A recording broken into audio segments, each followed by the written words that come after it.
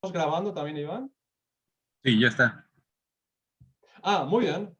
Pues bienvenidos a todos a esta segunda temporada del Seminario de Sistemas Complejos, organizados por el área de Sistemas Complejos de la Universidad Autónoma Metropolitana. Para este primer episodio del seminario tenemos el gusto de tener con nosotros a Félix Ritor.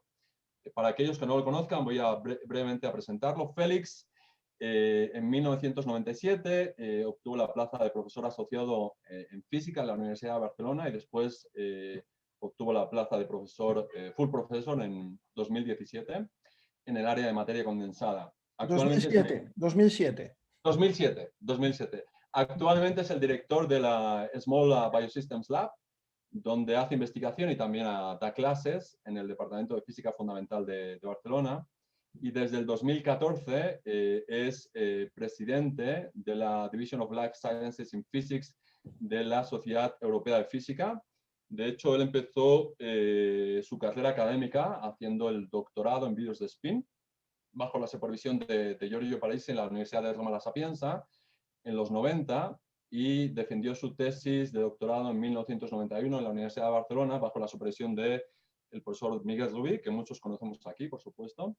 También trabajó en vídeos estructurales, transiciones vítreas, dinámica de envejecimiento fuera del equilibrio, modelos de sincronización y transiciones de fase cuánticas, y en el 2005 él creó este laboratorio de Small Biosystems en la Universidad de Barcelona. Con mucho entusiasmo, recuerdo los inicios, recuerdo lo entusiasmado que estabas después de trabajar con Bustamante, lo que te costó montar el laboratorio y el éxito que tuvo desde una temprana edad y hasta ahora, donde se ha vuelto uno de los laboratorios líderes a nivel internacional por las cosas que haces ahí. El área de investigación de Félix es altamente multidisciplinaria y combina física, química y biología. Félix, es un gran placer, ¿okay?, tenerte aquí con nosotros. Tengo que comentar también que Félix estuvo en mi defensa de tesis, ¿no?, en Lovaina en el 2004. Entonces, y nos conocemos desde hace tiempo. Entonces, Félix, muchas gracias por estar aquí con nosotros y, por favor, adelante. Muy bien. Muy bien, muchísimas gracias, Isaac, por tu presentación. Es un placer para mí estar con ustedes para enseñarles un poco, un resumen del trabajo que hacemos en mi laboratorio en Barcelona. Entonces, como ven de este título, esta charla va sobre teoremas de fluctuación aplicados a la energía de información. Y voy a intentar un poco resumir una de las aplicaciones más relevantes a la física de no equilibrio de los llamados experimentos de manipulación molecular, experimentos de molécula individual, ¿vale? Estos, entonces, veamos, aquí está digamos, un índice de mi charla y comenzaré introduciendo el concepto de espectroscopía de fuerzas, en particular aplicado a los fenómenos en equilibrio, y después comentaré brevemente los teoremas de fluctuación.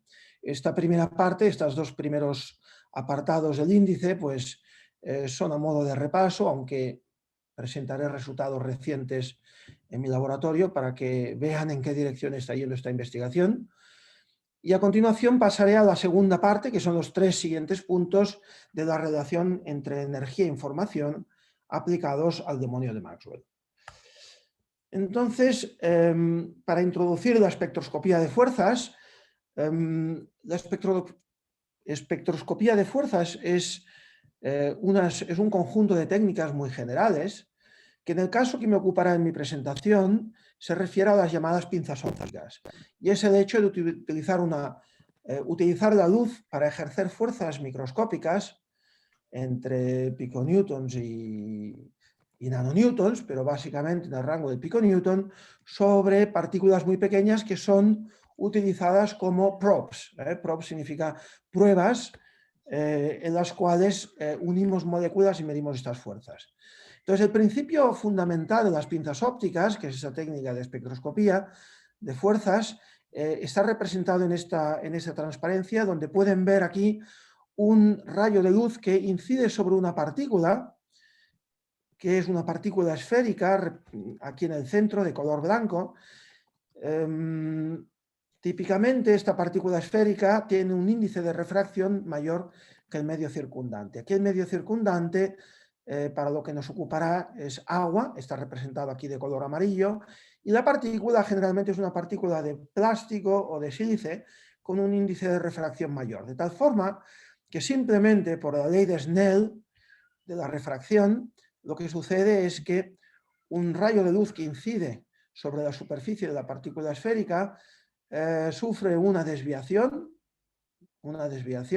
de acuerdo a la ley de Snell, primeramente atravesando la partícula esférica y segundamente, o al final, saliendo de la partícula esférica hacia el medio. Y este cambio de dirección de la luz resulta en un cambio del momento lineal de la luz. La luz está compuesta de fotones, los fotones tienen un momento lineal, llevan un momento lineal relacionado o determinado por la relación de Broglie, si queremos, en física cuántica.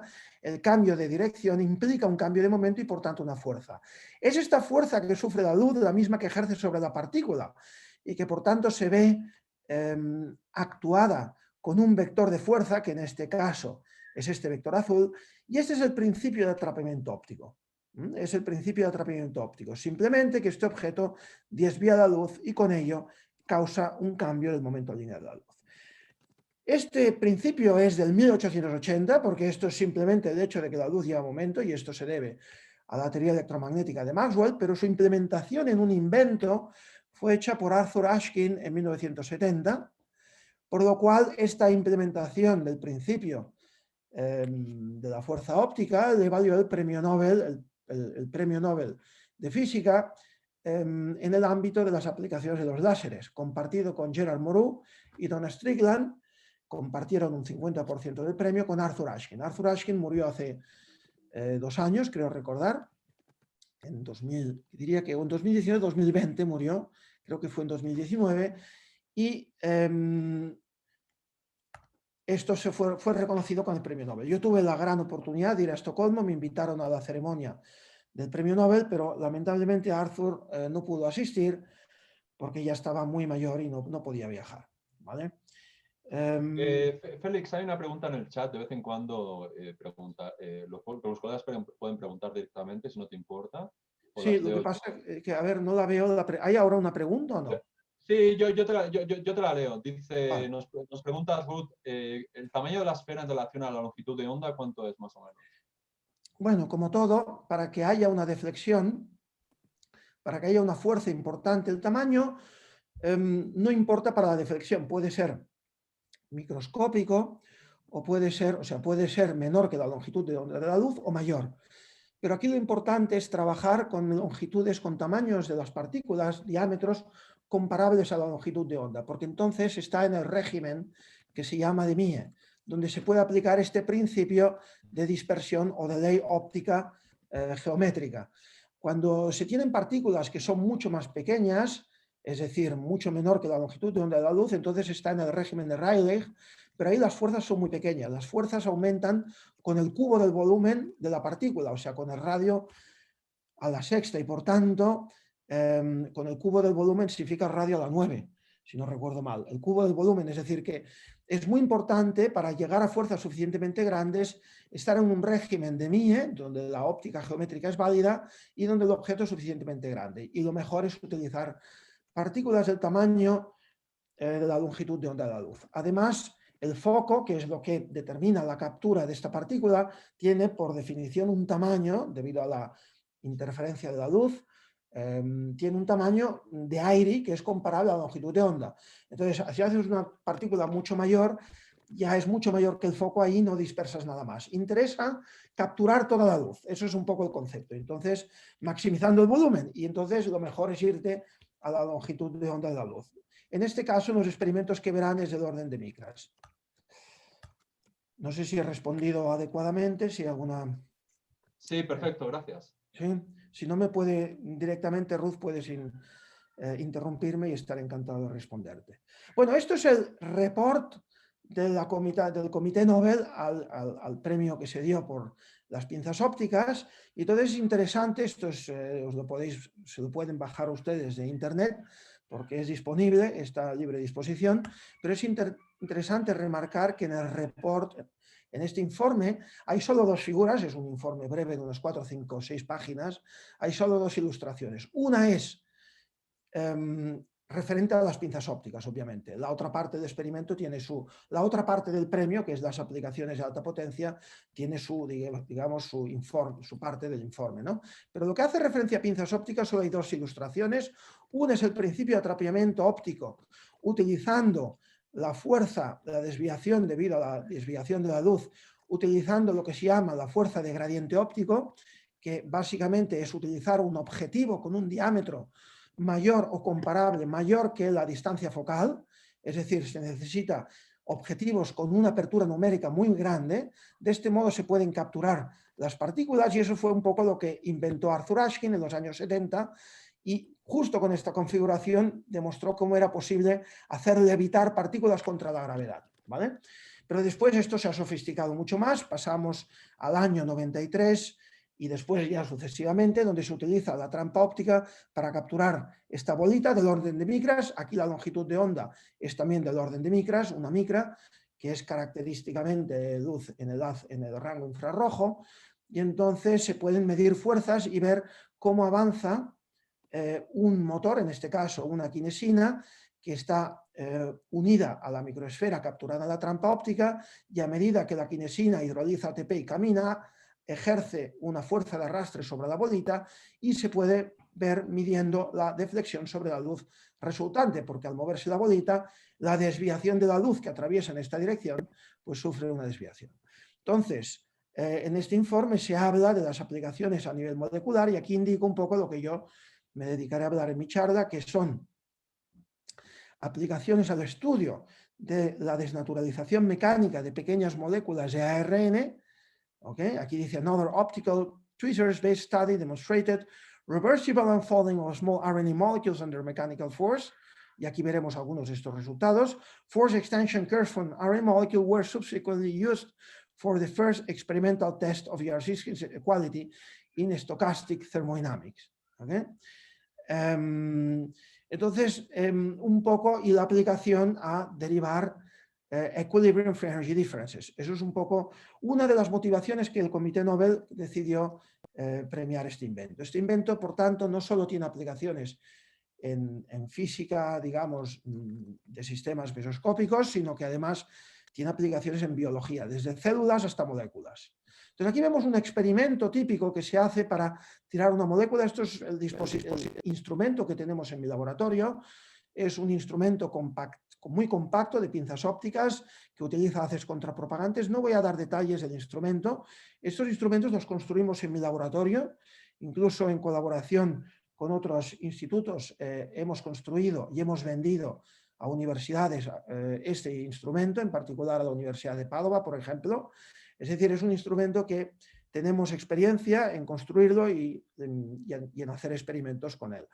Entonces, aquí se ve el esquema, más abajo a la izquierda.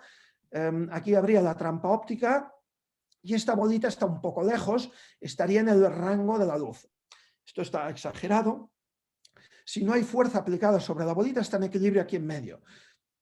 Pero en el momento en que hay una fuerza, se puede separar la bolita del centro de la trampa óptica y eso da como resultado una fuerza. Y eso es lo que, de forma un poco exagerada en nuestra escala, se está mostrando aquí. Hay una fuerza que actúa, que tiende a traer la bolita hacia el centro de la trampa óptica y por tanto te permite estirar una construcción molecular. En este caso hay un hairpin que podría ser de ADN o ARN unido a dos bolitas, una bolita en la trampa, como os he dicho, y una bolita en la pipeta con manillas moleculares que actúan de espaciadores moleculares, porque si no, claro, las bolitas tienen dimensiones de micras y si las bolitas tienen dimensiones de micras y el DNA o el RNA es una molécula con un diámetro de unos 2 nanómetros, pues la bolita es 1000 veces más grande que la molécula DNA. Hemos de poner, por tanto, unos espaciadores moleculares. Y esto es lo que se observa aquí a la derecha, la fuerza en función de la posición de la trampa. Cuando la trampa se mueve hacia arriba, la fuerza sube, y son las curvas de color magenta hasta que la molécula se abre. En el momento en que la molécula se abre, se libera una extensión molecular, y es como si tiras un nudo, ¿no? Si se deshace el nudo, se relaja la tensión. Al relajarse la tensión, la fuerza cae. Cuando llegas hasta una fuerza máxima, después inviertes el movimiento, que son las curvas verdes, y a un cierto momento la cadena individual de RNA o DNA en este caso se vuelve a cerrar, la fuerza sube porque se reforma la estructura de algún modo. Entonces fíjense que yo estoy tirando de los extremos de lo que se llama una horquilla de ADN o ARN, y tirando desde los extremos puedo producir estas curvas. ¿Por qué? Pues porque rompo todos estos enlaces moleculares que estabilizan esta estructura secundaria de esta horquilla de ADN.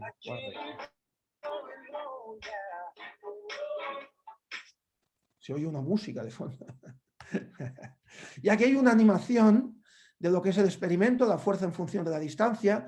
Es importante que noten que hay una histéresis en ir adelante e ir para atrás. Ir adelante, la fuerza es mayor de apertura que la fuerza que se cierra la molécula yendo para atrás. Eso es porque es un proceso en equilibrio, es irreversible y por tanto hay una cierta histéresis o retraso temporal de la fuerza respecto al estado molecular de la horquilla. Esto ha tenido muchas aplicaciones, estos experimentos. En mi laboratorio hemos hecho mucha investigación en los últimos años. Los primeros experimentos de este tipo de lo que se llama unzipping, esto se llama desnaturalización mecánica, romper enlaces moleculares tirando de los extremos de una estructura, de las dos hebras de una cadena de ácido nucleico. Este experimento de unzipping es un experimento, es equivalente a abrir una cremallera. Y entonces este experimento se hizo en los años ya en el 97, 99, 2003, con diferentes técnicas. En mi laboratorio hicimos estos experimentos para determinar la energía de hibridación de pares de bases complementarios, adenina, timina, guanina, citosina, en el ADN. Y publicamos esto en una serie de artículos ya hace unos 10 años aproximadamente. Pero es una técnica muy potente porque te permite identificar, por ejemplo, puntos de unión de fármacos a la estructura del ADN. Tirando esta estructura, los fármacos cuando se unen al ADN son como grapas, no sé, en inglés se llama staples, en castellano grapas, que se unen y estabilizan la doble cadena. Y eso se ve cuando tiras porque hay estos picos de fuerza, lo que significa que hay una estabilidad termodinámica y cinética de la apertura de la molécula de ADN. Bueno, en mi laboratorio hemos trabajado bastante en esto en los últimos años, ahora ya menos, pero es una línea de investigación importante. Pero más importante para esta charla son las aplicaciones a la física en equilibrio, y aquí destaco dos ejemplos. Uno es debido al grupo de Michael Woodside en Alberta, en Canadá. Michael Woodside trabajó con Steve Block en los años, hace unos 15 años aproximadamente, hizo la tesis y después desarrolló su propio laboratorio. Y Michael ha hecho unos experimentos muy bonitos en los cuales muestra hasta qué punto estos tipos de experimentos pueden llegar a capturar o a obtener información de los procesos cinéticos moleculares. Aquí ven una horquilla, lo mismo que antes, entre dos bolitas. En el caso de Michael hay dos trampas ópticas. Eso conceptualmente no es una diferencia respecto a usar una pipeta en una bolita y una trampa óptica en la otra bolita, y hay aquí la estructura, el hairpin, que en este caso es de ADN. Entonces lo que hacen estos experimentos, se desplaza una trampa relativa a la otra hasta ejercer una fuerza que promueve el plegamiento y desplegamiento de esta horquilla. ¿Vale? Es decir, te pones en esta fuerza aproximadamente, donde alrededor de 15 piconewtons sabes que la molécula va a tener tendencia para saltar de arriba abajo y de abajo arriba. Cuando eso sucede, ves un ruido dicotómico muy característico, que es lo que te esperarías en una dinámica donde hay dos pozos, el estado plegado y desplegado, y hay una cinética que en física se llama Ornstein-Uhlenbeck, pero a nosotros simplemente es una cinética de salto con una barra entre medio. Pues a ver si yo lo puedo ver aquí. Entonces estos experimentos son muy bonitos porque lo que hizo Michael fue observar esta traza. Nosotros típicamente llegamos hasta el microsegundo. Y podemos llegar un poco más, pero él aumentó la resolución temporal llegando a esta escala de decenas de microsegundos. Y lo que observó es que entre los dos niveles de extensión había una transición entre el estado plegado, folded, aquí, extensión, XF, ¿no? Folded y unfolded. Había una transición y lo que observó es el salto a través de la barrera. Y muy importante, observó como el salto a través de la barrera, cuando tú lo observas en escala de segundos o incluso milisegundos, tú ves un salto, no ves nada más. Pero él, yendo a esta escala de decenas de microsegundos, pudo observar cómo, saltando la barrera, el movimiento es difusivo, es decir, la extensión va para adelante y para atrás. Eso es característico de lo que se llama un proceso activado de tipo Kramers. Es un proceso difusión, limitado por la difusión. La difusión no solo existe aquí abajo y aquí arriba, existe también entre medio. La molécula, yendo en sus excursiones por la barrera, también difunde, va para adelante y para detrás. ¿Vale? Esto es muy bonito porque se ha aplicado también a proteínas y ofrece da mucha información adicional relativa a la cinética de desplegamiento y plegamiento molecular. Y otra aplicación, que es la que muestro aquí abajo, es lo que se llama la termodinámica de un equilibrio en sistemas pequeños. Si hay una pregunta. Sí, de hecho mía, una preguntita.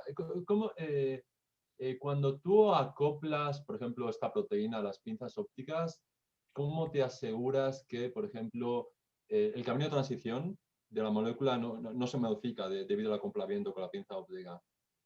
Sí. Bueno, eso generalmente sucede porque eso es una buena pregunta. Aquí, si observas estas manillas, como en este ejemplo aquí también, perdón, en este ejemplo aquí, si te fijas, las manillas son de cadena doble, ¿lo ves? Entonces, cuando esto se abre, esto no va a interaccionar con esto, porque está sometido a tensión mecánica, está estirado, está muy lejos para poder interaccionar con esto.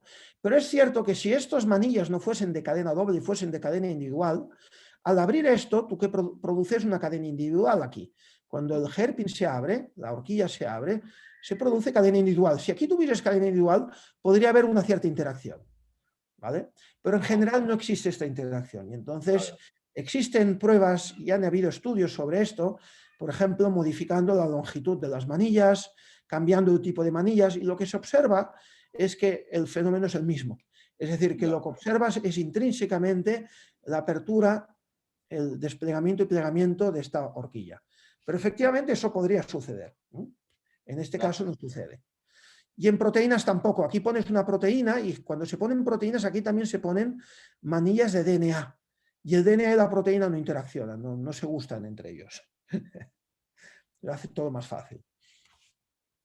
La segunda aplicación es la termodinámica de un equilibrio en sistemas pequeños, de la cual destaco aquí la igualdad de Jarzynski, que es un resultado muy importante porque de alguna forma ha revolucionado la física de un equilibrio como la conocíamos hasta ahora.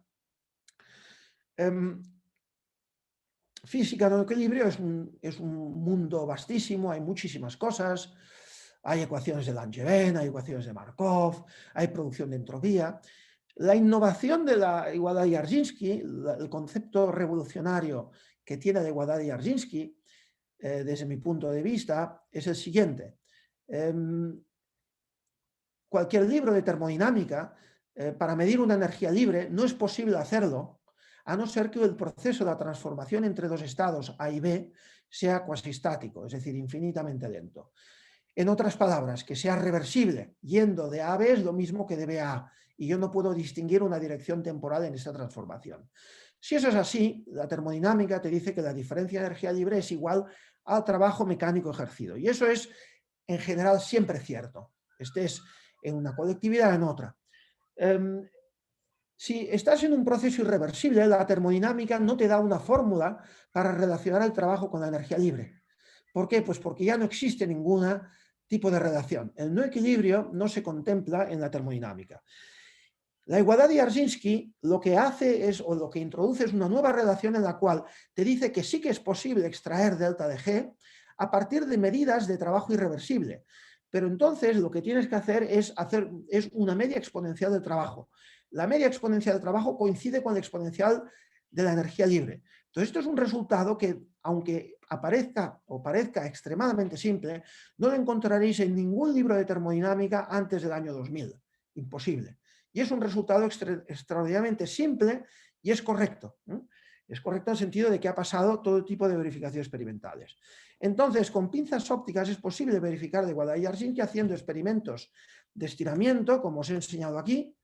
En esta animación se puede ir estirando la molécula y a cada ciclo se puede medir el trabajo que se hace para ir desde el estado A nativo al estado B desplegado.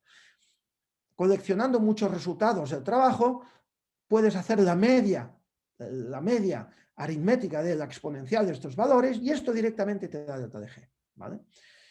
Esto se aplicó en 2002 en un trabajo que fue seminal porque fue muy innovador por el grupo de Carlos Bustamante en Berkeley, en el cual lo hicieron para una molécula de RNA y aunque los instrumentos tenían un cierto ruido, ahí pudieron verificar experimentalmente la igualdad.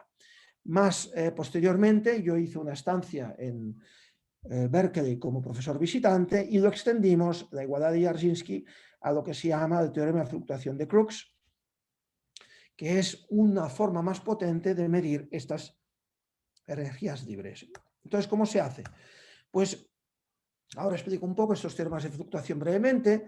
El teorema de fluctuación de Crookes es un teorema que te dice que si tú mides el trabajo yendo de A a B, proceso forward, que aquí es la F por forward, y mides la distribución de trabajo irreversible, repitiendo un número muy grande de veces este experimento. Aquí se ve, por ejemplo, una trayectoria forward de unfolding entre el estado A nativo, B desplegado, unfolded, y el área, que sería el área debajo de la curva roja, correspondería al trabajo para este experimento, para este estiramiento. Cuando regresas, vuelves a la misma velocidad y en el proceso reverse, que es la curva azul, mides otro trabajo, que es el área azul por debajo. Repites esto centenares de veces. Repitiendo centenares de veces, tienes centenar de trabajos rojos, centenar de trabajos azules y haces la distribución de trabajo. Pues bien, lo que demostró Crookes posteriormente a Jarzynski, simplemente 2 años más tarde, es que hay una relación de simetría entre la distribución de trabajos en el proceso rojo hacia adelante y en el proceso reverse hacia atrás. Y esta relación es esta de aquí. La relación entre el cociente entre las distribuciones de probabilidad es la exponencial del trabajo menos delta de G, independiente de cualquier parámetro que caracterice el protocolo irreversible, como la velocidad de estiramiento, etc. En particular, y este es el resultado, hay 2 resultados particulares. El primero es que como consecuencia o como corolario del teorema de fluctuación de Crookes, uno puede demostrar esto. ¿Cómo se hace? Pues simplemente movéis la exponencial, mueven ustedes la exponencial en el miembro de la izquierda, mueven ustedes la distribución del trabajo a la derecha, integran sobre W de menos infinito a infinito, la integración del trabajo es 1, de una distribución de probabilidad es 1 por definición, porque están normalizadas, y entonces la integral de esta distribución normalizada sobre los trabajos rojos, que es el proceso forward, me da esta media. Y automáticamente delta de G sale de la media, del promedio, y queda esta fórmula, y esto es la igualdad de Jarzynski. Tan simple como esto. Esto es la primera consecuencia.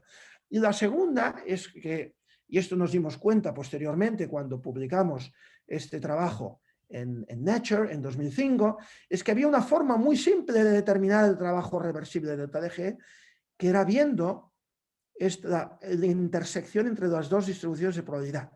La intersección es delta de G. ¿Por qué la intersección es delta de G? Porque si yo miro aquí, delta de G, pongo W igual a delta de G, me queda la exponencial de 0, que es 1.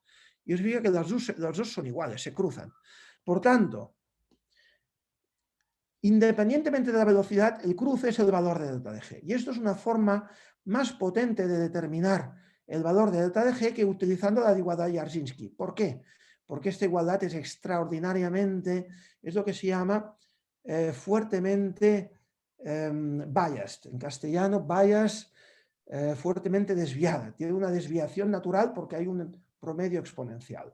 Y los promedios exponenciales están fuertemente desviados.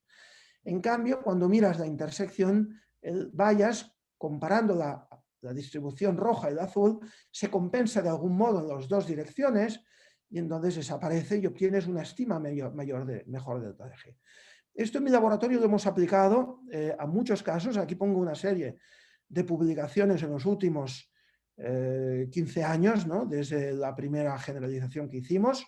Lo aplicamos a sistemas no nativos, estructuras moleculares nativos, y lo aplicamos en 2017, en ese trabajo en Science, al problema del binding intermolecular. La conclusión es, whenever you can measure work, siempre que puedas medir el trabajo irreversible, siempre puedes extraer la termodinámica. Y esto tendría que ser un nuevo capítulo de todos los libros de termodinámica modernos que que se publican a partir de ahora, porque esto, como os he mencionado antes, ha revolucionado el campo. Y quiero enseñarles la última, la perla, la guinda del pastel, que es una cosa que hemos hecho muy recientemente, que es aplicar esta técnica a la extracción de las energías entre los motivos adenina, uracilo y guanina, citosina, extracción de energías libres en RNA. Entonces, en RNA, cuando tú haces un experimento de unzipping de RNA, es como un experimento de unzipping de DNA. Dejen que les enseñe. Esto es un experimento de unzipping de ADN. Es un hairpin muy largo, de 2500 pares y bases. La curva negra es yendo, la curva roja es volviendo. Y como pueden observar, esto es con un filtro, esto es a frecuencia de adquisición de datos de 1 kHz, esto es a frecuencia de adquisición de datos o con un bandwidth, un filtro aplicado a los datos de más arriba de 10 Hz, de un factor 100. Entonces, como pueden observar, yendo, que es el negro y rojo, son prácticamente idénticos, estamos en equilibrio. Y en estos trabajos aplicamos simplemente que delta de G es el trabajo, y así medimos delta de G. No necesitamos hacer nada más porque ya era reversible el experimento. Pero en RNA, voilà, ¿qué sucede? RNA es mucho más interesante porque es fuertemente irreversible. Entonces, no voy a ir en detalles, pero descubrimos que en RNA hay regiones irreversibles, fuertemente irreversibles, donde yendo, que es la curva roja, y volviendo azul, son muy diferentes, separadas de regiones reversibles o cuasi reversibles donde no hay tanta histéresis.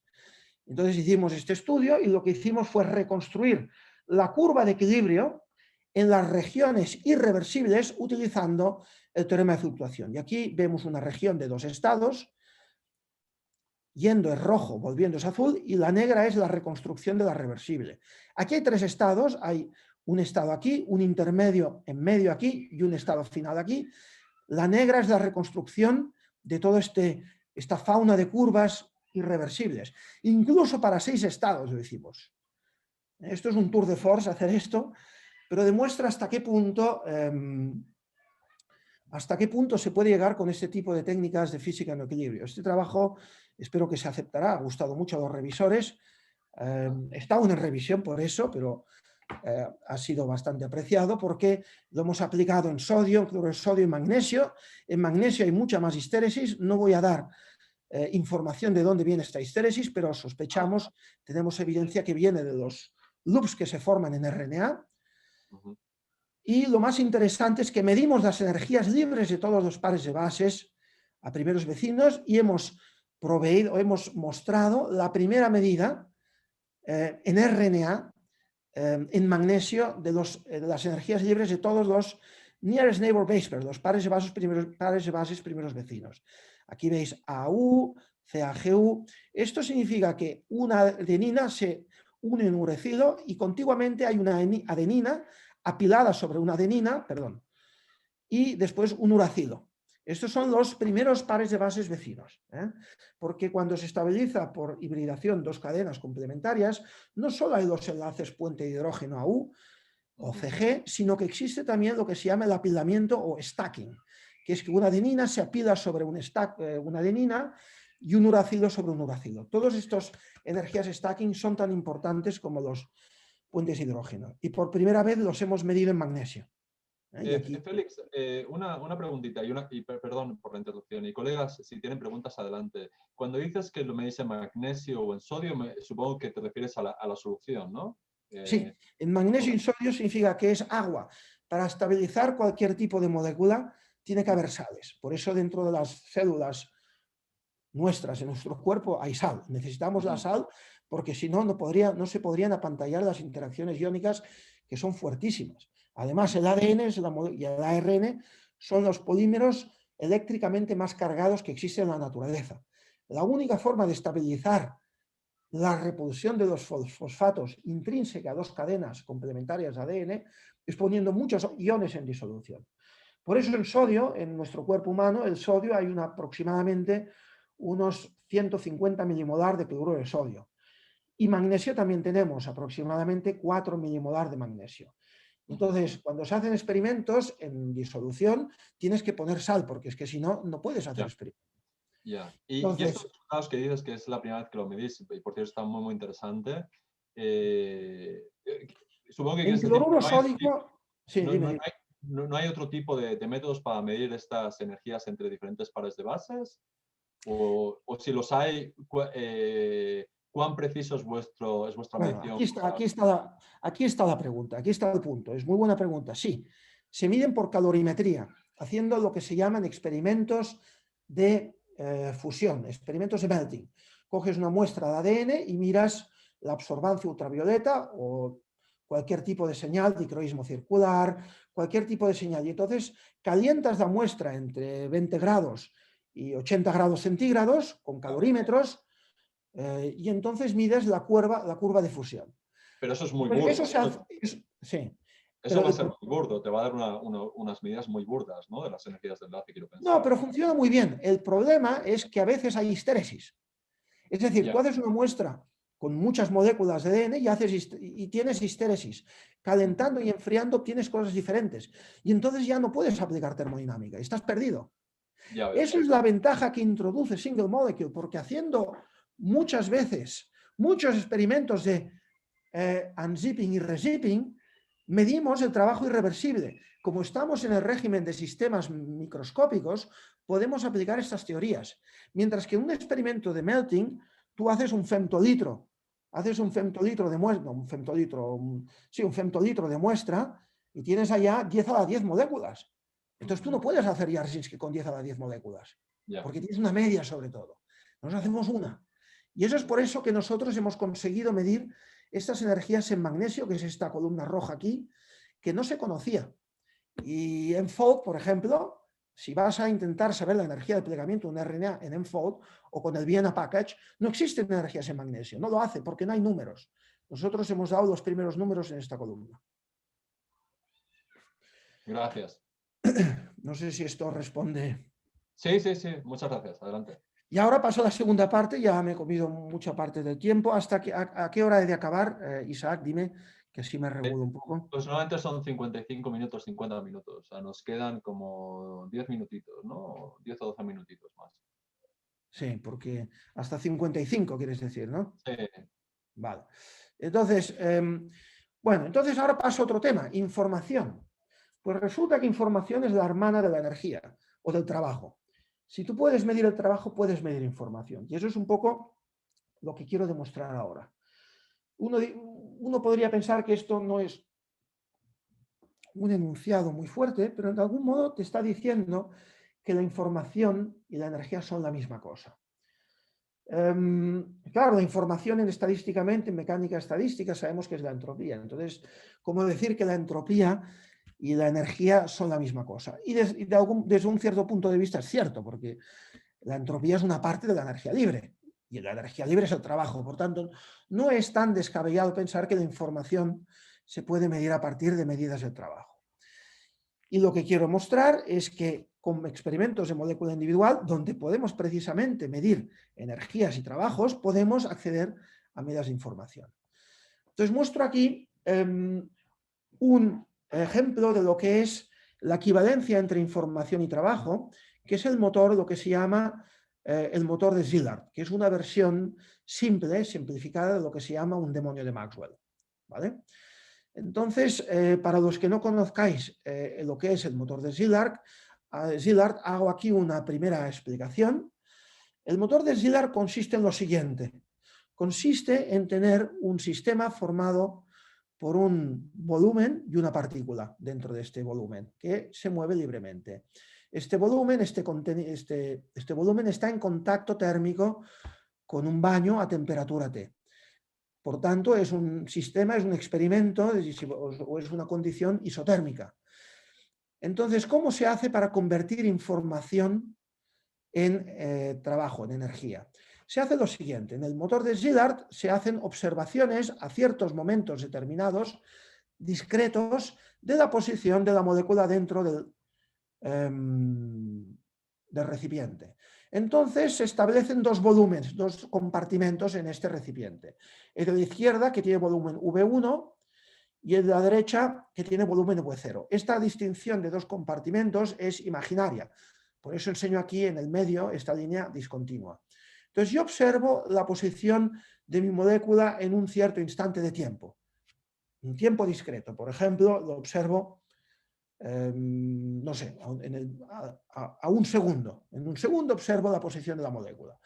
Y entonces, si la molécula está en el volumen V1, lo que hago inmediatamente es poner una pared aquí y utilizar la expansión isotérmica de esta molécula que he identificado en qué compartimento se encuentra de este recipiente total para poner un peso unido con una polea a esta pared que acabo de inserir y utilizar la expansión isotérmica a través de las colisiones moleculares o las colisiones de esta molécula con la pared para extraer trabajo hasta que esto se expande.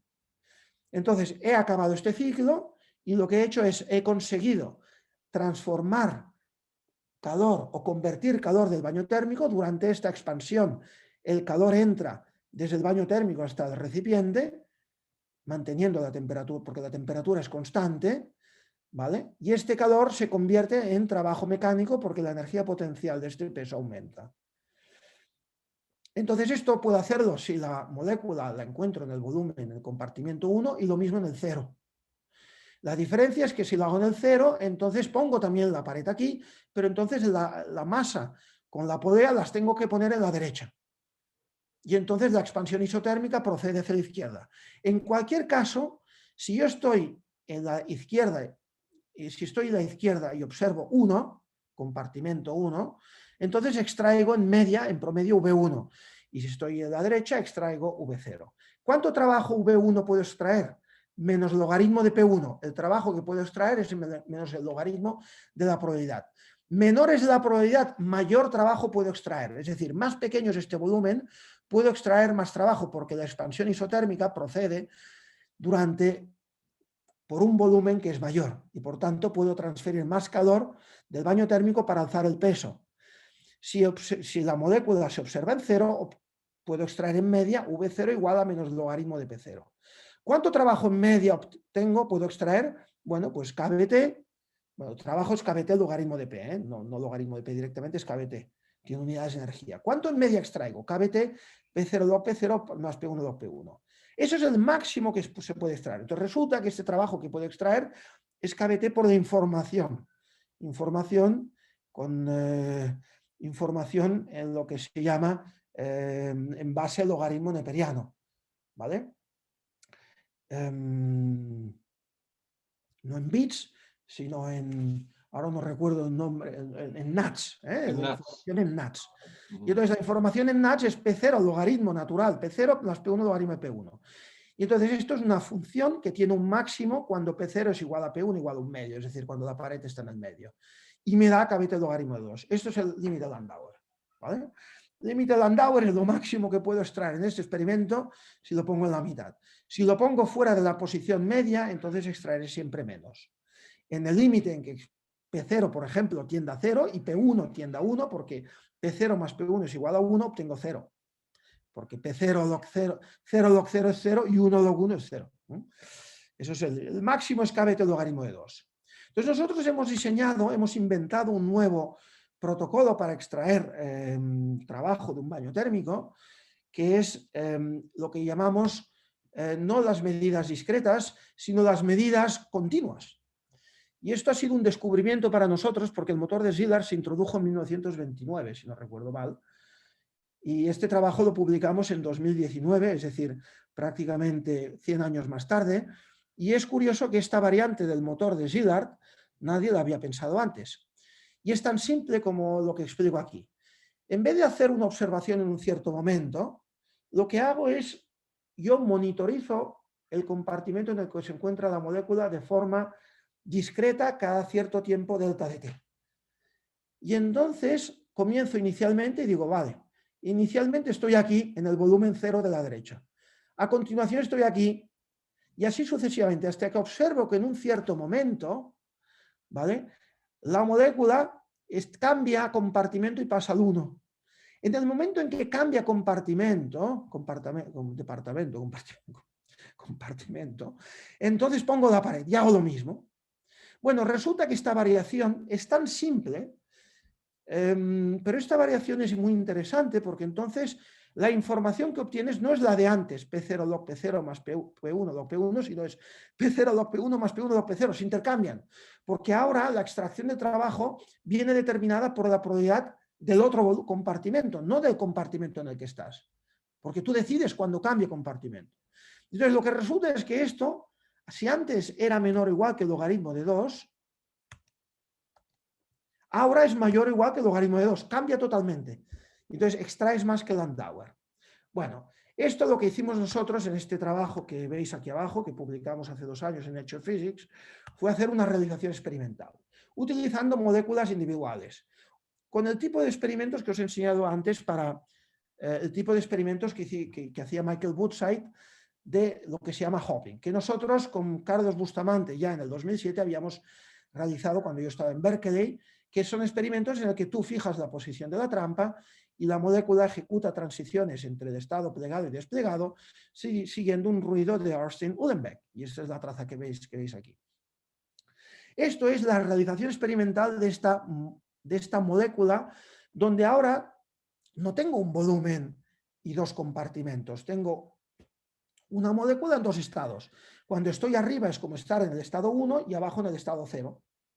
Y entonces yo tengo exactamente lo mismo que tenía aquí con la partícula moviéndose, pero en vez de tener una partícula moviéndose en un gas, tengo una molécula ejecutando haciendo transiciones entre 2 estados. ¿Vale? Entonces nosotros aplicamos en esta molécula de DNA que salta entre 2 estados un motor de Szilard que lo que hace es observar el estado molecular. Si la molécula está plegado, hacemos un salto repentino de la trampa, eso es como poner una pared, y entonces extraemos trabajo moviendo la trampa hasta recuperar la posición inicial. Y eso es lo que es aumentar el peso en la versión de Szilard. Y entonces hicimos este experimento en la versión discreta, es decir, el modelo de Szilard del 1929, y lo hicimos en el modelo continuo. ¿Vale? Entonces aquí os enseño en el caso del discreto, que es una medida única, que es el caso de Szilard, hacemos una medida. Si está plegado, es lo que he dicho, pongo una pared moviendo instantáneamente la trampa y entonces a continuación recupero la posición inicial de la trampa y esto es lo que sería el pulley, el protocolo de levantar la masa, pero aquí en este caso no hay una masa, sino que es una trampa óptica que se desplaza. Estos picos, estas transiciones del estado plegado hacia el estado desplegado son eventos donde yo convierto calor del baño térmico del agua que rodea la molécula en trabajo útil. Y entonces medimos la distribución de trabajo y la media. En el caso discreto, vemos que esto es el límite de Landauer, la línea negra es la fórmula P0 log P0 más P1 log P1 y se satisface en los experimentos en el continuo, se extrae más trabajo que aquí y se satisface la fórmula P0 log P1 más P1 log P0. No he puesto las fórmulas, pero las líneas continuas son eso.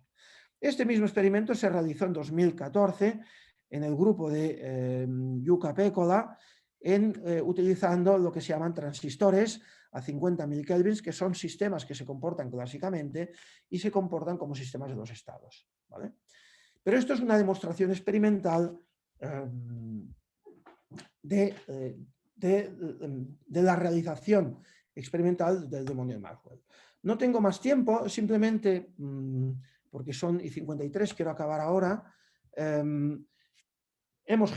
Se pueden generalizar este tipo de modelos continuos y hemos hecho recientemente un trabajo en colaboración con Juan P. Garrahan, donde hemos generalizado esto a una familia de modelos y hemos determinado las fluctuaciones de la potencia, de la eficiencia, etcétera. Yo aquí no he hablado de potencia ni de eficiencia, pero se pueden medir las potencias termodinámicas y las eficiencias termodinámicas, algo que hicimos en este trabajo, pero además de esto se pueden hacer las distribuciones de probabilidad de la potencia y la eficiencia. O sea que midimos lo que se llaman las potencias y las fluctuaciones en la potencia y eficiencia. Calculamos también la eficiencia máxima, potencia, etc. Esto es un trabajo teórico, no tenía una verificación experimental, pero es una versión generalizada de lo que he explicado antes. Y por último, ya que tengo 5 minutos y aquí sí que acabo, o no, 3 minutos, pero lo voy a decir muy brevemente.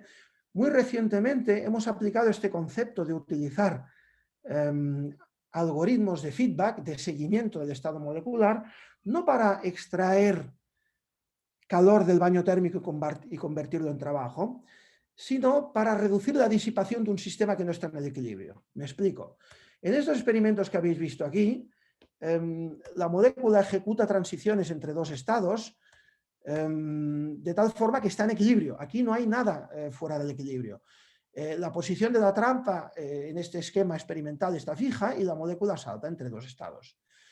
Pero yo podría, y aquí no hay disipación, porque no hay trabajo ejercido sobre la molécula. El trabajo es cero y delta de G es cero, porque la energía libre es la media de las dos energías de los dos estados, es lo que se llama la energía termodinámica correspondiendo a un sistema de dos niveles, pero no hay ningún tipo de trabajo ejercido, no movemos la trampa.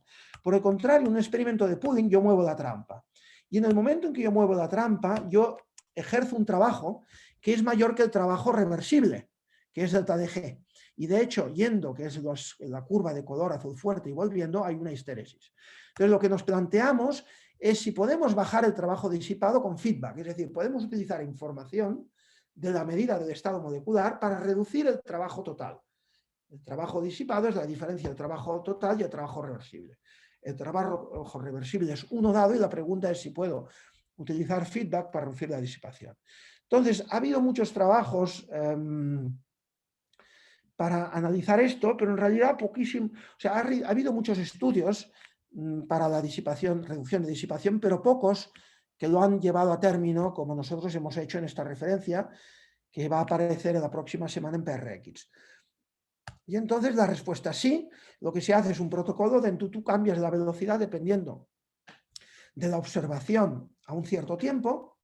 Si la molécula está plegada, no cambias la velocidad. Si está desplegada, cambias la velocidad. Al cambiar la velocidad se reduce el trabajo total porque haces más difícil o dificultas que haya transiciones nuevas hacia el estado plegado y por tanto reduces el trabajo total. De esta forma, lo que hemos descubierto es que se puede hacer una versión discreta donde tú mides a una cierta posición de la trampa a un cierto tiempo y dependiendo si la molécula está plegada o desplegada, cambias o no la velocidad según el criterio que os he mencionado, o se puede hacer, y aquí hay una colección de curvas, o se puede hacer lo que se llama el tiempo continuo, la versión continua. Tú monitoras temporalmente el estado molecular y la primera vez que ves una transición al estado desplegado, cambias la velocidad. Ahí también reduces la disipación, el trabajo total. Entonces hemos desarrollado, esos son muchos ciclos de feedback continuo para este tipo de experimentos de pooling. No voy a entrar en detalles, hemos hecho la teoría, es una teoría nueva que no existía, la hemos desarrollado en este artículo y hemos investigado si se puede reducir la disipación. Y sorpresa, hemos descubierto de que la eficiencia para reducir la disipación es bajísima, es muy baja. Es mucho más fácil convertir calor o información en trabajo en un sistema en equilibrio que reducir disipación en un sistema irreversible. Es mucho más difícil. Y lo que hemos descubierto, ya no tengo más tiempo para alargarme en esta parte, y les sugiero que se lean este artículo en PRX, o si me envían un mensaje les envío la última versión que ha sido ya aceptada. Lo que hemos descubierto es que aunque es muy ineficiente reducir disipación, es muy eficiente aplicar estrategias. Es decir, uno tiene que pasar de lo que se llaman protocolos a estrategias. Y una estrategia es que en vez de aplicar un protocolo del tipo discreto o continuo, tú aplicas una estrategia donde haces un híbrido de las dos. Aplicas protocolos repetidamente. Primero aplicas un protocolo discreto y dependiendo del resultado aplicas uno continuo. Combinando los protocolos en una estrategia, puedes aumentar mucho más la eficiencia, aquí muestro la reducción de disipación, puedes aumentar mucho más la eficiencia y puedes reducir mucho más la disipación, ¿vale? No he tenido tiempo para esta última parte, pero no quiero entretenerles más porque ya me he retrasado 5 minutos.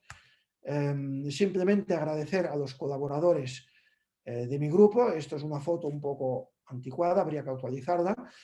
Muchas de las cosas que he enseñado aquí han sido llevadas a cabo por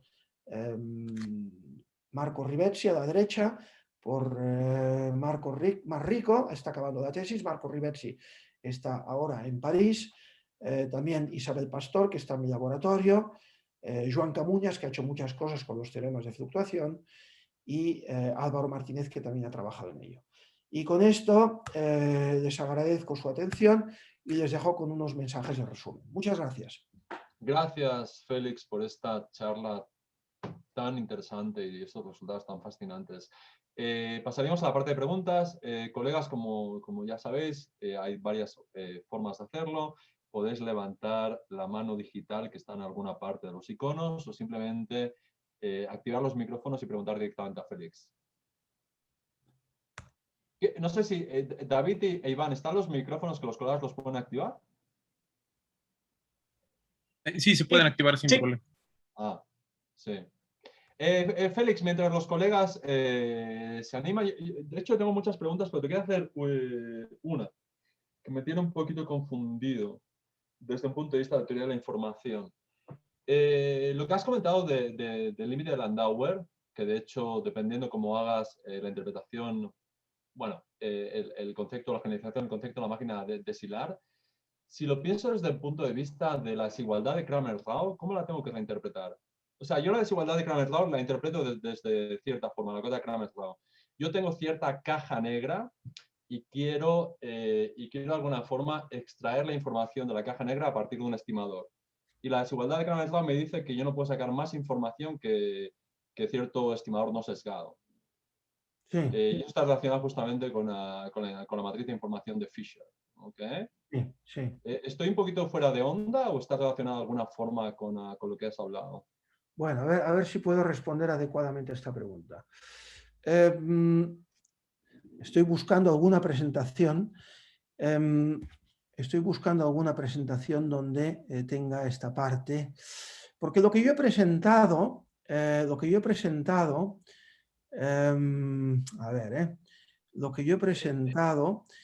hace referencia, a ver, vamos a ver, que si no aquí yo me Mira, lío con otras cosas. mientras lo buscas, déjame elaborarte otro más. De hecho, no recientemente, hace varios años, hay otro tipo de desigualdades de Cramer-Rao donde si tú tienes una distribución de probabilidad, en vez de pensar en los parámetros de la distribución de probabilidad, puedes pensar en el tiempo de cierta distribución de probabilidad fuera de equilibrio como un parámetro. Y puedes sacar desigualdades de Cramer-Rao respecto a velocidades de observables. ¿Okay? Y es algo en lo que estoy interesado y estoy trabajando. Entonces, si tú tienes cierto proceso fuera de equilibrio con cierto protocolo, ¿sí?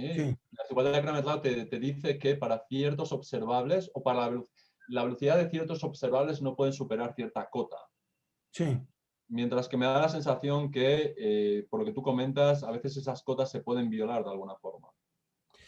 A ver, yo no creo que se puedan violar las cotas. Es decir, a ver si puedo explicarlo un poco mejor. Lo que yo he presentado aquí era el motor, se ve, ¿no? Mi pantalla se está viendo, ¿verdad? Sí. Lo que he presentado es el motor de Szilard, donde he dicho que el trabajo medio es esto y la información de Shannon de un bit es esto, porque las secuencias que mides aquí son secuencias de un bit, ¿vale? En el caso discreto. Y siendo de un bit, entonces la información de un bit es P-log-P, pues esto es lo que sale, ¿no? Y esto es un caso, el motor de Szilard, lo que yo le he llamado feedback discreto, es un caso de una medida única, es un caso de eficiencia 1, porque lo que sacas de trabajo es igual a la información. En el caso continuo, no he ido a dar más detalles, en el caso continuo es diferente. En el caso continuo, el trabajo que sacas es P0 log P1 más P1 log P0, que es esta expresión. ¿Vale? Pero ¿cuánto es la información? A diferencia del caso de la medida discreta, en el caso continuo, tú, cada ciclo de extracción de trabajo no viene definido por solo un bit, sino por toda una secuencia de bits, de los cuales son idénticos los n primeros hasta el n más 1 que cambia. Entonces la pregunta es, ¿cuál es el contenido de información de secuencias de longitud arbitrario mayor que 2, donde como mínimo hay un bit que está repetido como mínimo una vez y después cambia, ¿no?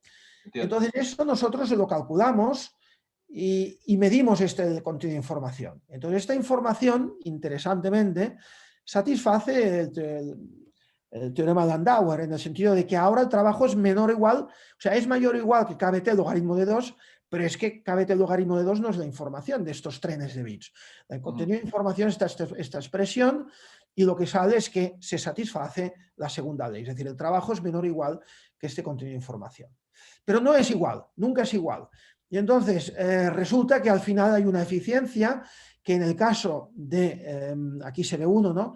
En el caso del modelo normal en el modelo, digamos, de Szilard es 1 la eficiencia, aquí se ve a la derecha, eficiencia hasta 1, sería una línea recta. La eficiencia del modelo de continuo no es 1, sino va entre 1/3 y 1 en el caso límite, hay una divergencia aquí, pero en realidad converge a 1, en el caso en que la dinámica está en los extremos de los volúmenes de los compartimentos, o 0,1, es decir, en el caso en que la dinámica está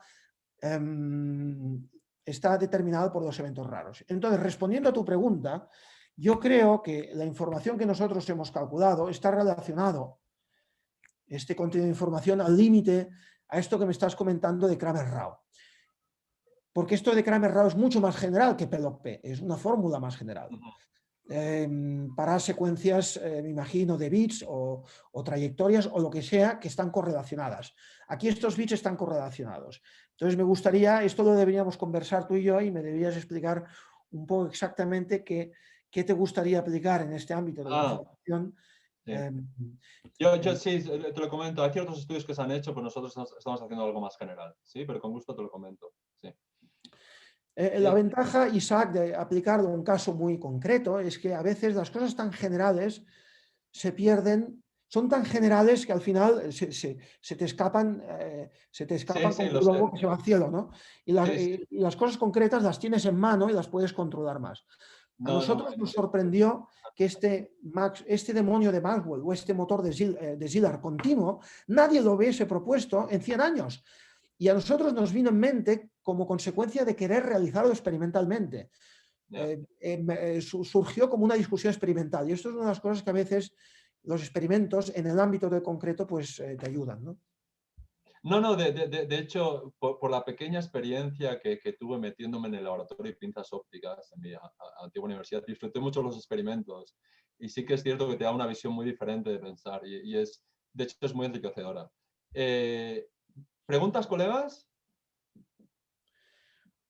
Si en México queréis un instrumento, os construyo uno.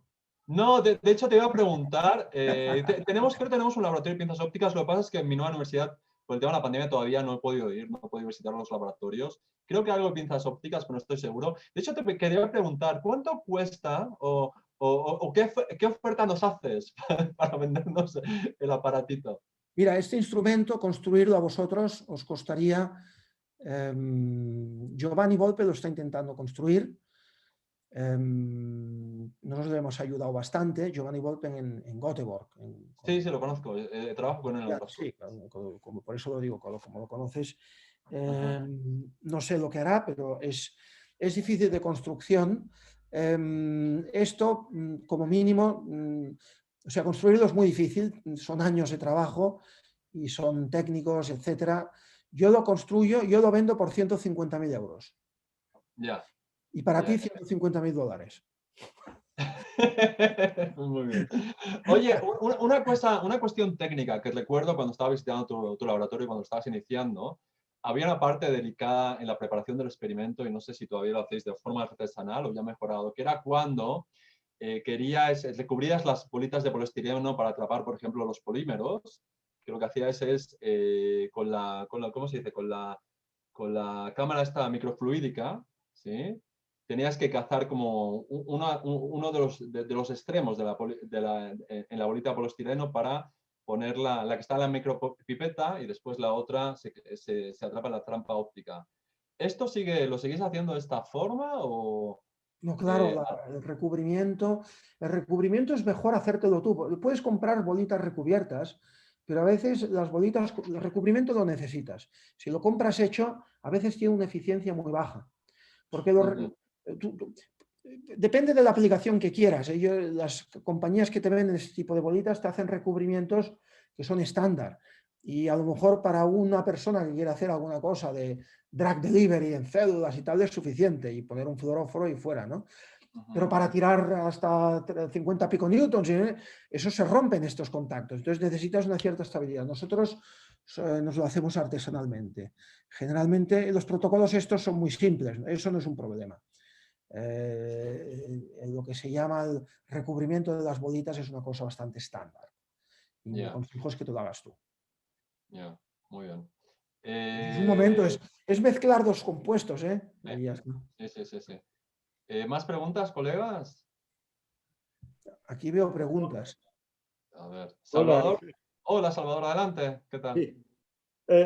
Profesor Ritot, muchas gracias. Esta plática sorprendentemente interesante, toda esta evidencia experimental sobre el desdoblamiento de estas moléculas de RNA, etcétera. A mí me queda una pregunta. Digamos, el estiramiento o el desdoblamiento se hace en intervalos de tiempo que son del orden de segundos, según entiendo, ¿no? Sí.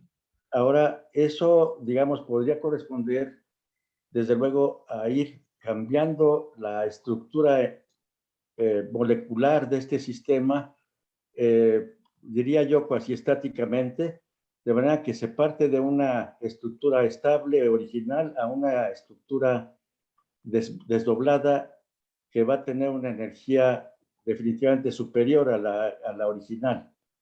Entonces, me pregunto si, por ejemplo, yo calculase el trabajo realizado por las pinzas ópticas para llevar a cabo el desdoblamiento, eso me daría en principio la cantidad de energía que invertí para el desdoblamiento de la configuración inicial a la final. Exactamente. Y, por ejemplo, mi primera pregunta es, si yo me imagino que hago un cálculo molecular, que es posible hacerlo con estructuras ya de este tamaño, tomando en cuenta la estructura estable original y después la desdoblada final. ¿Existe alguna evidencia, digamos, de algún cálculo teórico en esa dirección que nos confirme, desde luego experimentalmente, que es el libro de respuestas, que pudiese confirmar, digamos, ese cambio en energía de desdoblamiento inicial a final? ¿Hay algún trabajo realizado o no? Sí, bueno, yo no he ido muchos detalles cuando he hablado de esto, pero cuando haces un experimento de desnaturalización mecánica, como aquí de una molécula de ARN, sí. El estado inicial es esta molécula, o aquí mejor, en un hairpin de ADN, aquí, el estado inicial es el hairpin formado. Ajá. Y el estado final no es el hairpin, es la molécula desnaturalizada, pero estirada.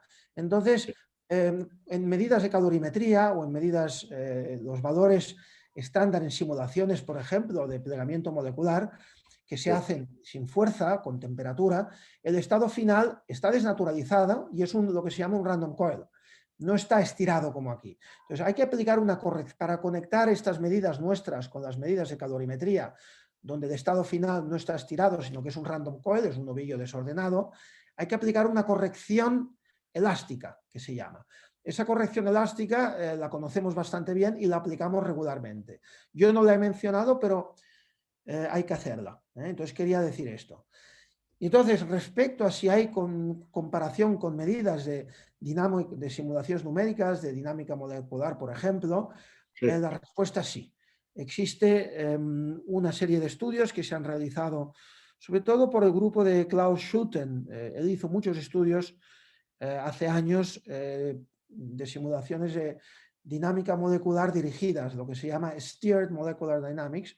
Ajá. Y entonces, aunque la energética de los ácidos nucleicos no está muy bien conocida, sí que se encontraba que había que había un acuerdo cualitativo importante y cuantitativo también. Pero sobre todo se ha hecho en proteínas. Yo creo que donde hay más interés ahora es en proteínas, porque en proteínas hay bases de datos, muy precisas sobre la energética de los diferentes aminoácidos, de las diferentes superestructuras o dominios dentro de una proteína. Además, ahora ha habido este descubrimiento de este programa tan potente que te permite predecir absolutamente las estructuras nativas de todas las proteínas, que ha salido en Science, en Nature, se ha hablado en julio, que supongo que ustedes lo habrán oído. Entonces, hay un interés en determinar bien la energética de las proteínas. En general, hay trabajo hecho en comparación con los experimentos y el acuerdo es bueno en general, porque al final hagas una simulación o hagas un experimento, si tienes los parámetros buenos, lo encuentras, ¿no?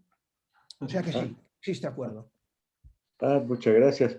Sí, porque la pregunta es, aun cuando se hacen estas simulaciones moleculares partiendo de ida y de regreso, ahí está una pregunta muy importante, porque de regreso es probable que la estructura inicial evidentemente ya no sea la que originalmente se manejó, puesto que puede haber diferentes rutas energéticas que sean selectibles y eso me da la impresión que es consistente con estos fenómenos de histéresis que ustedes observan experimentalmente. Ahora, ¿cómo se llama usted? Perdone, que no sé el nombre.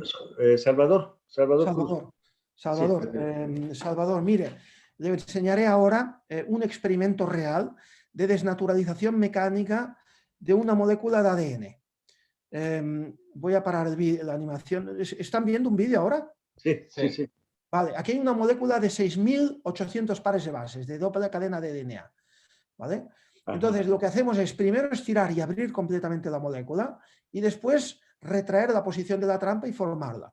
Entonces, lo que se ve es que primero la fuerza sale aproximadamente hasta 14 piconewtons y se ve esta señal que corresponde a la apertura de a la cremallera que se abre, ¿no? Es como el velcro que se abre de 6.800 pares de bases, que aquí abajo es aproximadamente 6.800 nanómetros. Un nanómetro es un par de bases, aproximadamente. Por casualidad, coincide, 0,90 y algo, pero es así.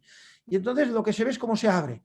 Fíjese la trayectoria, Salvador, como es muy ruidosa y corresponde a los diferentes grupos de bases adenina, timina, guanina, citosina, que se van abriendo. Se van abriendo de golpe, 20 bases, 50, 100, no tenemos resolución para ver una base, un par de bases que se abre. Al final, esto es un hairpin, y entonces, como todos los hairpins, lo conectamos con un loop, que en este caso es un tetraloop. Ay, perdón, ya me he saltado. Entonces, este tetraloop, ahora comienza de nuevo, ¿qué hace? Que cuando esta estructura se ha abierto completamente, no perdemos las dos hebras, sino que se queda unida por cadena individual. Lo hacemos a propósito para poder posteriormente reformar la estructura.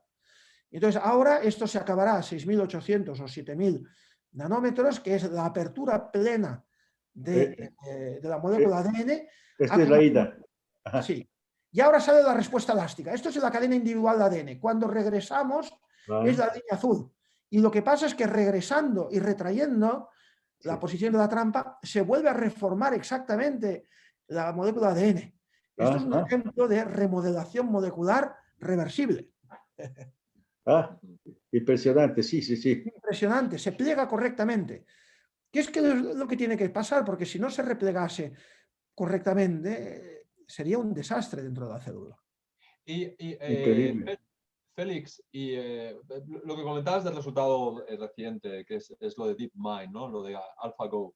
Sí, eso, DeepMind, sí. En los experimentos, ¿podéis inferir información extra sobre cómo se repliegan las proteínas para, por ejemplo, añadirlo a DeepMind para que las predicciones sean mejores? Porque ahora las predicciones de AlphaGo 2 son muy buenas en ciertas secciones de ciertas proteínas, ¿no? Pero otras secciones no son tan buenas, ¿no? Sí. Entonces, muy buena pregunta. Muy buena pregunta. Muy interesante. Yo aquí he enseñado todo experimentos a temperatura constante, con este tipo de instrumento. Pero tenemos un instrumento, y esto es otra charla que podría dar, donde la temperatura, podemos cambiar la temperatura de la cámara fluídica y podemos ir desde 4 grados a 40 grados. Es decir, que no solo podemos medir energías libres a temperatura ambiente, podemos medir energías libres a 4 grados, a 5 grados, a 6 grados, hasta 40 grados. En termodinámica, cuando tú puedes medir energías libres a varias temperaturas, inmediatamente tienes acceso a la entalpía y a la entropía. Si tú mides una energía libre a temperatura ambiente, sabrás el trabajo reversible, pero no sabrás de ese trabajo reversible, de ese delta de G, qué parte es entalpía y entropía. Tienes que variar la temperatura para saber la parte entálpica y entrópica. Si os acordáis, entropía S es menos parcial de G respecto de T, por ejemplo, ¿no? tienes que variar la temperatura y ver cómo varía la energía libre. Ahora eso podemos hacerlo. Entonces, una cosa que hemos hecho recientemente, ahora está en revisión en PENAS, también otro trabajo que tenemos, es hemos determinado el cambio de entalpía y entropía, no solo en el plegamiento, sino entre el estado plegado y el estado de transición. Y lo que hemos descubierto con este tipo de fuerzas, calorimetría, espectroscopía de fuerzas calorimétricas, lo podría definir, lo que hemos demostrado es que el estado de transición tiene una